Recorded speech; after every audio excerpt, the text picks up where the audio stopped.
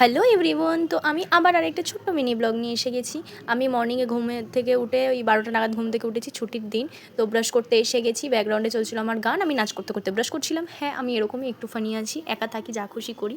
আর আমি ব্রেকফাস্ট করি না, সবাই জানো, তো লাঞ্চের জন্য রেডি করছি। কি কি রান্না করলাম আমি লাঞ্চে, আগে সেটা দেখে নাও। তো আজকে আমার ছুটি আছে, আমি এখন রান্না করছি। 3:30 বাজে, আমি এখন রান্না করছি। ইয়েস, আমার ভাত হয়ে গেছে, এখানে ভেজ ডাল করছি, সোয়াবিন করছি।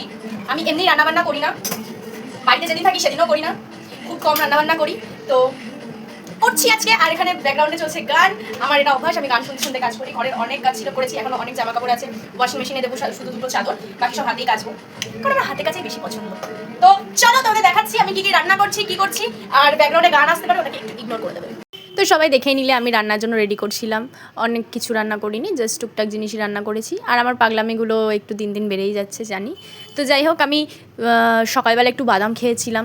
তো তোমরা প্লিজ একটু সাপোর্ট করো আমাকে, আমার ভিডিও লাইক করো, শেয়ার করো। আর আমার রুমে এগুলো ইনডোর প্ল্যান্টস আছে, আরও আছে গাছ।